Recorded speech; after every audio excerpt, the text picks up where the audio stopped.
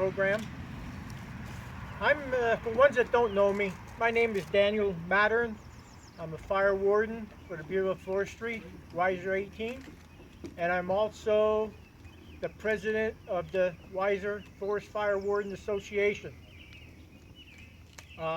We are here tonight to dedicate the trees to the association, and I'd like to just talk a little bit about how this came about. The association decided we were going to honor the warden that's passed. We decided to donate or to have a memorial for the wardens, and what we decided to do was to plant a tree and put a plaque down at the base of the tree for the wardens to show appreciation of their service. So this is how this came about, and when the wardens, if it was he or she that passed, we always went to the families to ask them where they would like us to plant this tree, and also what kind of tree that they would like to have. So we planted trees already at cemetery sites, fire companies, also ball fields, and other places wherever the families wanted the tree and the plaque to be put. So now, since from now on, we're going to have all of them planted here for any warden that passes. So, and the plaque is what the plaque is. It's round brass plaque that looks just like our badges. Has the white oak in the center, and it'll have Forest Fire Warden wrote on it. Also, the warden's name and the year. So this is what this whole thing is here about tonight, and I'm glad I'm proud that I'm a part of it. So, okay. Right now I'll introduce to you Steve Ziegler. He's going to speak to you about trees plus. Okay. Good evening. Thank you for all for coming tonight to the tree memorial. I'd like to talk a little bit about the project as a whole, from past memorial trees, the vision for the area set aside here at Locust Valley, and the future of the tree program. When a warden passes in the Weiser Wardens Association, a tree has been planted in their remembrance. In the past, these trees have been spread out throughout the whole district, and in the end it comes down to the families winding up having to take care of the trees. A lot of times the tree doesn't make it through it, whereas if we're looking to get them all here. While working fires, wardens are called on as a crew, which would be a tight-knit group of people working together towards a common goal. By creating this tree memorial here, we're looking to get those trees which have been spread throughout the district and bring them all here so they can once again all stand together right here at the fire station. We can only hope that the trees planted in their remembrance will stand as tall and be as strong as they were when they were out on fighting fires in the district. As we move forward with the project, we'd like to see the area turn into a little grove, a place where families and friends of wardens can come, spend the afternoon, have a little picnic, and just spend time to remember the warden that the tree is in remembrance of. By having the trees here at Locust Valley, they'll also be able to be better taken care of. We'll have DCNR employees who will be taking care of pruning, watering, making sure these trees move on so future generations can come here and see them. We're in the works of building a kiosk, which will be placed somewhere amidst the trees here. I'm not sure of the location yet, but it'll be somewhere probably right around the middle here. Where we'll be able to put up what the memorial is, what a warden is, and also some prevention messages so that when families come, they can get an idea of what a warden really does when they're out there fighting fire or doing prevention work, all the things that they did throughout their time as a warden. So on that note, I'd like to urge you to stop in periodically and watch this project progress and hopefully turn into a little picnic grove. And on that, I'd like to introduce Bob Carilla, the Assistant District Forester.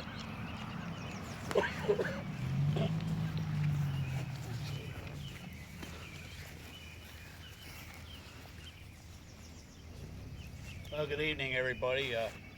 Glad to see everybody come out tonight. Nice turnout here. Frank asked me to talk a little bit about the history of the Wardens program. So I'd like to take you back to 1915. Of course, I wasn't there and ended up doing a little bit of research for this. But back in 1915, when the Forest Fire Warden program got started, our forests were in bad shape, okay? Trees were cut, clear cut, from ridge top to ridge top, as far as you can see. Very little of the forests were left. Everything was cut down, heavy logging.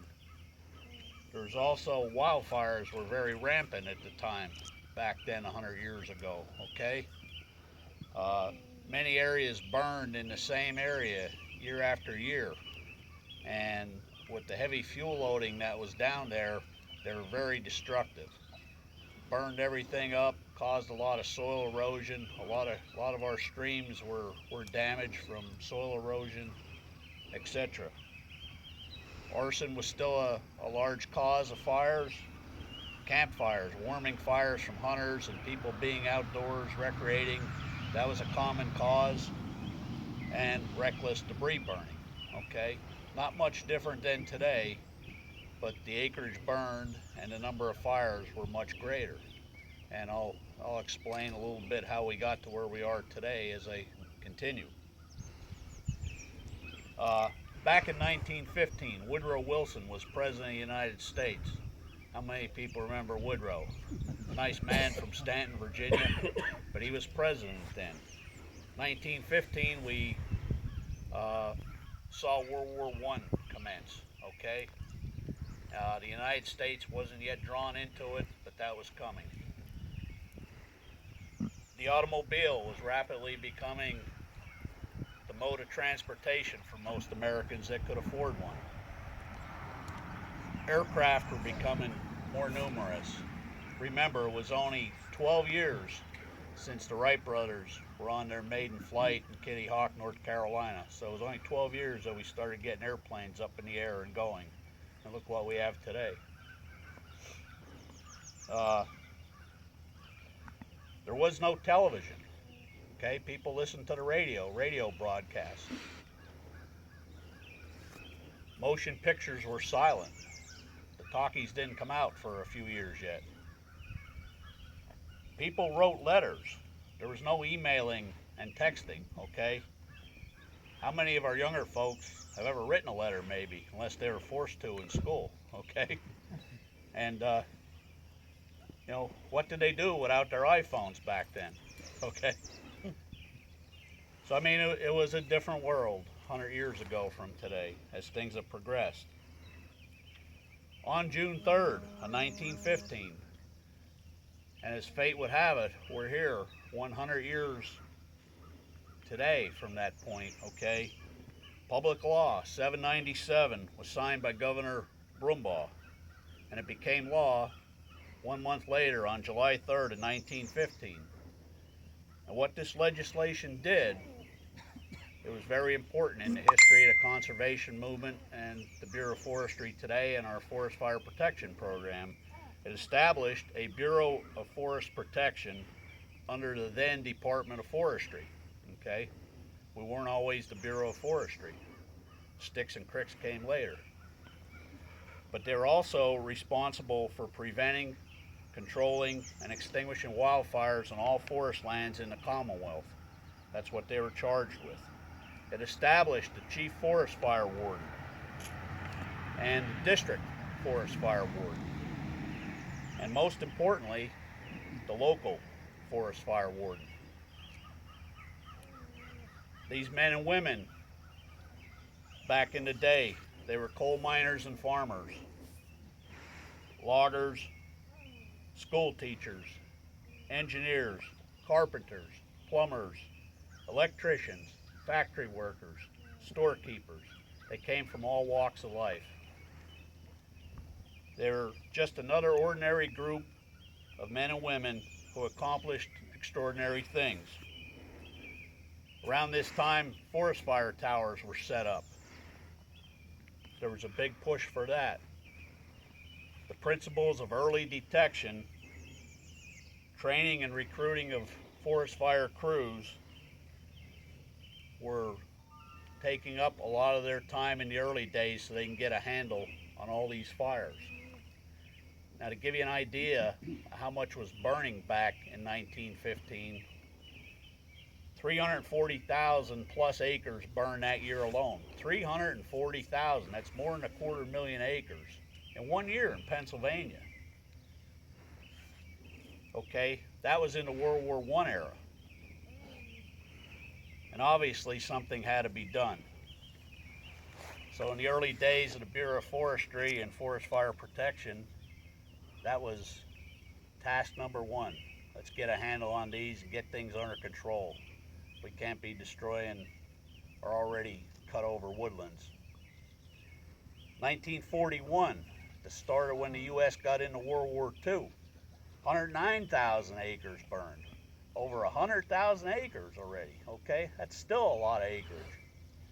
When you compare today, we're maybe 5, 6, 7,000 acres in the last 20 years has been what our average is. It's quite a reduction in acres burned to forest land in Pennsylvania. In 1990, the largest fire I remember in the state since I started with the Bureau was up in Clinton County, Two Rock Run Fire. And that was a 9,000 plus acre fire, okay? And that's been the largest one probably in the last 25, 30 years anyway in Pennsylvania. And that year, 15,600 acres or so burned. So we're doing pretty good, even this year with an active fire season locally, eastern part of the state especially. You know, we're still well under that acreage from 30 years ago or so. But today we still rely on the principles of early detection, getting trained crews out there, and with all the improvements over the years that have been done in tools, training, trucks, equipment, PPE, two-way radios, use of aircraft, you know, it really has helped play a role in reducing our acreage burned every year. And the fire prevention programs, which you guys do so much, is also another big factor in getting out there and getting the word out to the public about being careful with fire. Because as we always say, you know, over 98% of the fires in Pennsylvania are preventable, and they're usually related to a human cause of some sort.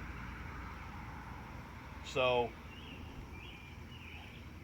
just to close, I'd like to say, you know, it's been 100 years, and our Forest Fire Warden program in the Weiser district is still going strong. And once again, the Pennsylvania Forest Fire Warden is one of our great success stories. Thank you.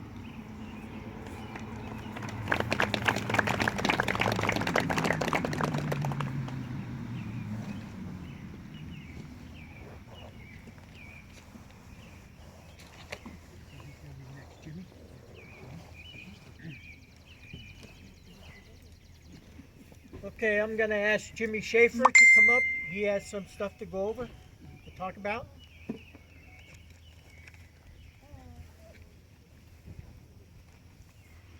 Good evening, folks.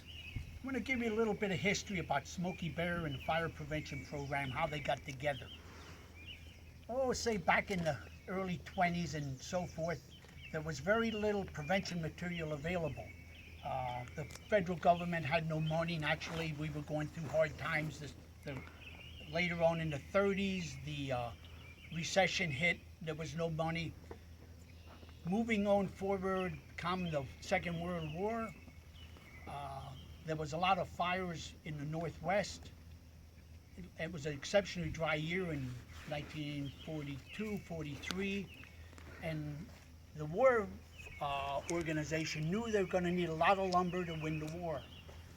So what they did, they decided they'd have to have a big prevention program because as of now, 9 out of 10 fires are human caused. And if they could get enough people to eliminate the man-caused fires, it would let them concentrate on the natural caused fires. Another thing happened during the war, all the firefighters were in the service and there was nobody available to fight fire. So in the early days, there was a few posters around, pretty basic.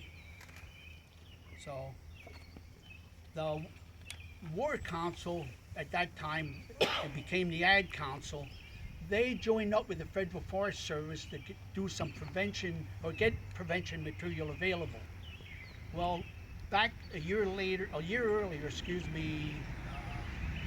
Walt Disney came up with a movie, the Bambi, and they asked Walt Disney if they could use Bambi on a poster. Well, he said okay, and this is the poster they used. We think of Bambi as a little fawn. Well, Bambi was a big buck at the time of the movie, and it went over well with children. So the committee thought, well, if it went over with children, maybe we could put a fire prevention message with this in the schools. They would take the children, take it home, and pass it on the safety tips to their parents.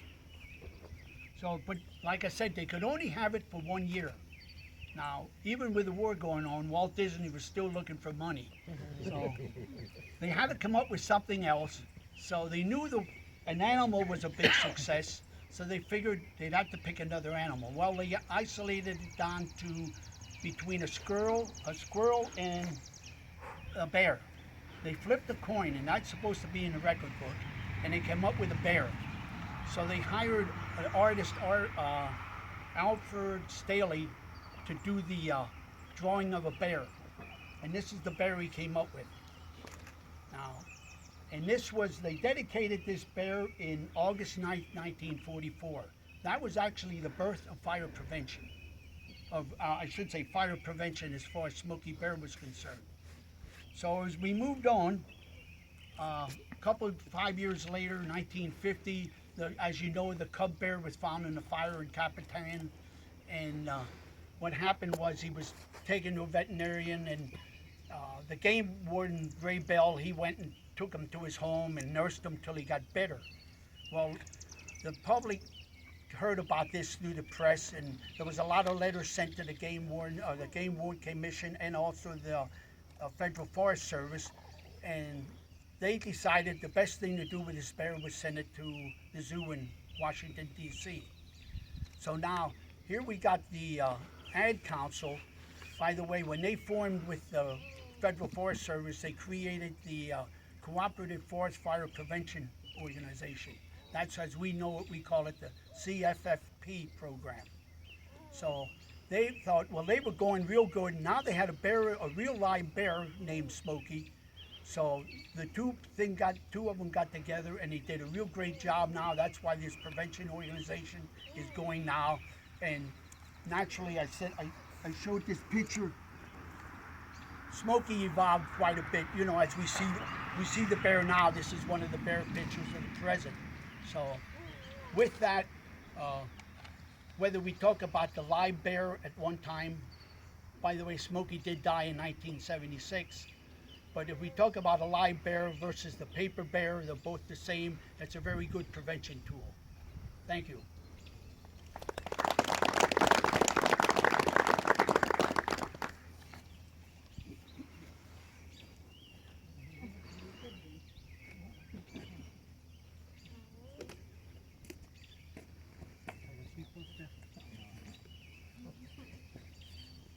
Smokey.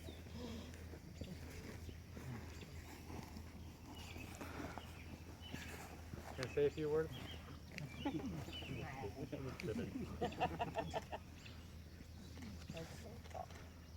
could take right? Ready? I don't know.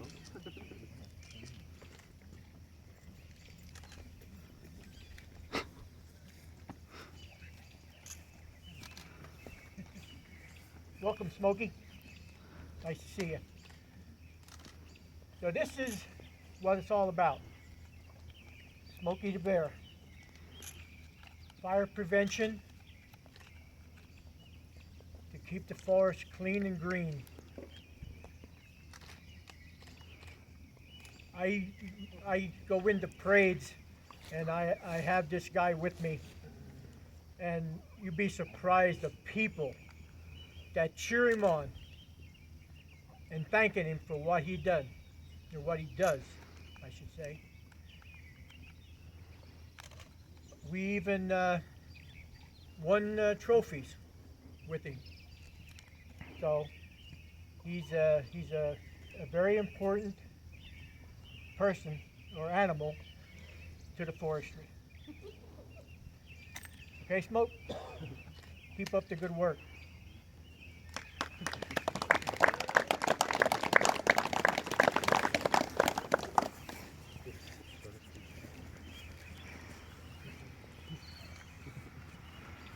I have to look at my sheet. I can't remember who's next. Frank Snyder, Service Forester. Okay. I'll be very short. I'm going to start off with this tree here. I'm going to give you a little bit of an explanation of what trees were planted here, and also at the end, I want to talk about some tree tips. The tree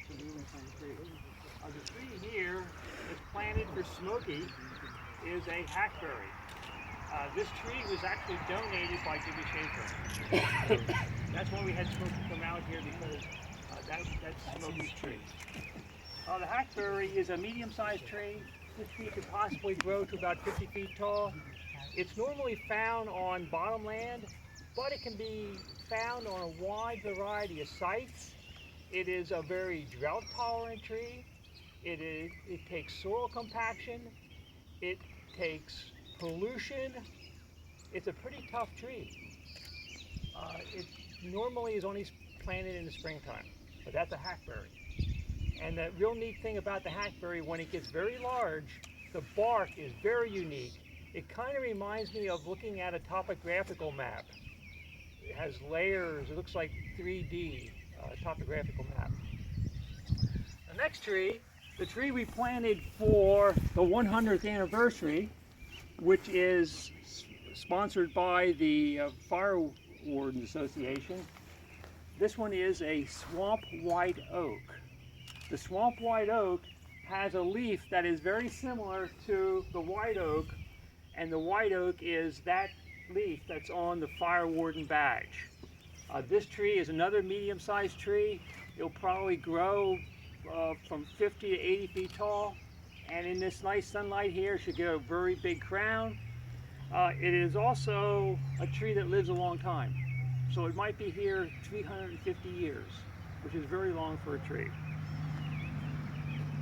Another neat thing about this tree is it produces acorns. The acorns are used by lots of different wildlife, deer, ducks, geese, all kinds of small mammals. So this is a very fitting tree for the 100th anniversary of the Fire Wardens.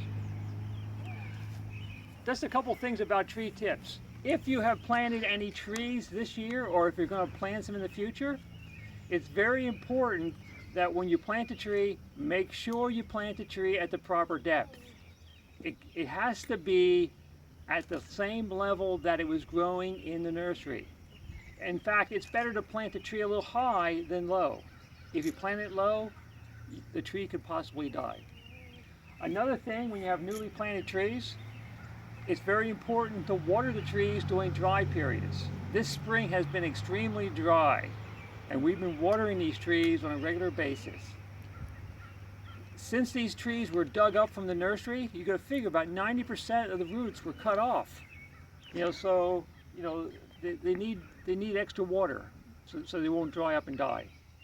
Also, newly planted trees, you do not want to prune them. You want to keep as much leaf cover on that tree as possible, because leaves is where the food is manufactured, and we want as much food production to keep that tree healthy. And the last thing I just want to mention, when you do plant a tree, to preserve moisture around that tree, you should mulch the tree. And you'll notice that we have about 3 to 4 inches of mulch. The mulch is not piled up like a volcano. It's actually a space between the tree bark and the mulch. That mulch is going to help reduce the ground from drying out. It's going to reduce weed competition, and most importantly, it's going to keep lawnmowers away from that tree. And a lot of trees are damaged by lawnmowers. So thank you very much, and I'll turn it over to Dan.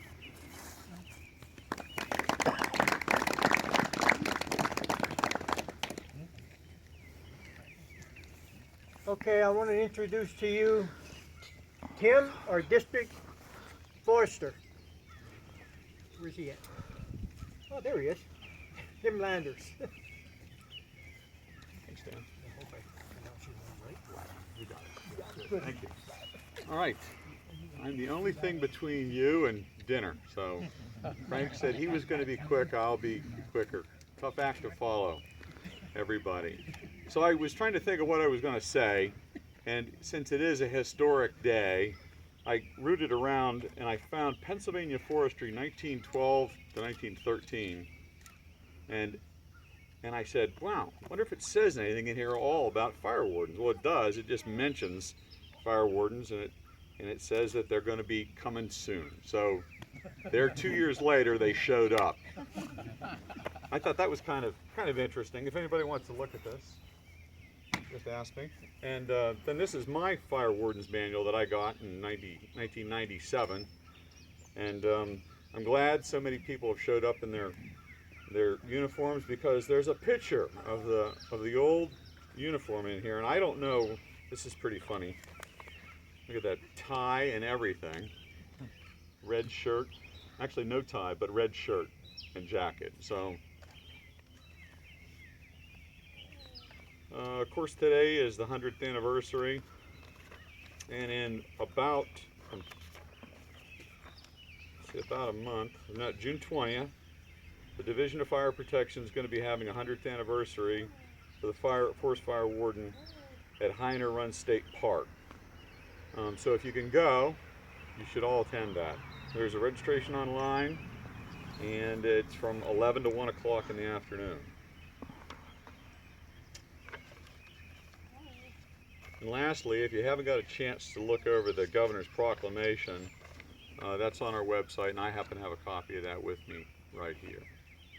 So thanks everybody for coming. Thanks everybody for helping us out. It takes a team effort, and you're the team that does it. Thanks a lot.